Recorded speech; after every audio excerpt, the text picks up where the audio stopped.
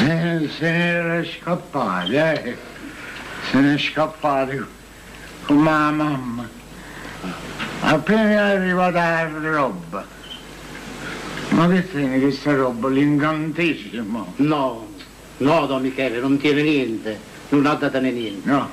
Assuntina deve essere una moglie saggia, perciò io l'ho riportata a casa intatta e ve la chiedo in moglie per mio figlio, ora che le cose possono andare pulite, come si usa fra persone per bene.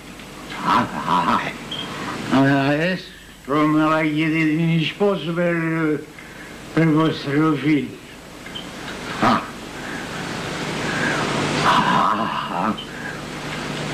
non è più la figlia. No, ma che c'entra?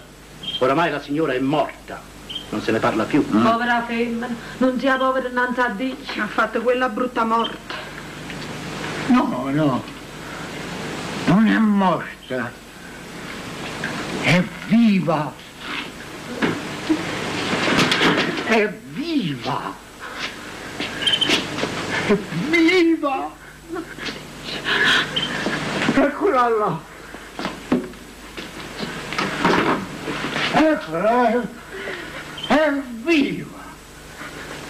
Oh, la vedo più viva, la faccio io più vivo. Come te le sei messo queste perle? Le perle non si portano così. No, te le insegno io come le portava tua madre. Le perle si portano a carne nuda. Ma per fare ingiuria a vostra figlia, ma questa è una violenza da pazzo. Anche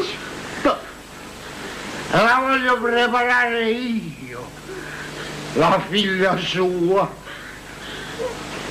Dal momento che vi siete messi d'accordo e avete fatto prendere questa eredità, l'avete fatto pigliare pure a me. Non lo vedete come sto vestito? Deve essere viva, solo lei.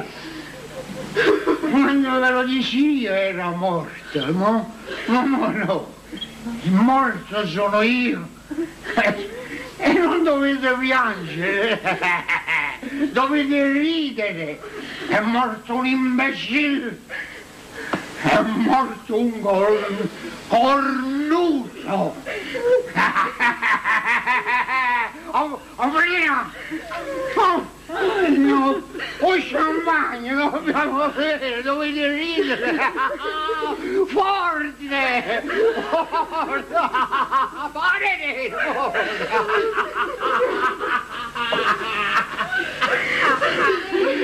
A morte, lo cornuto!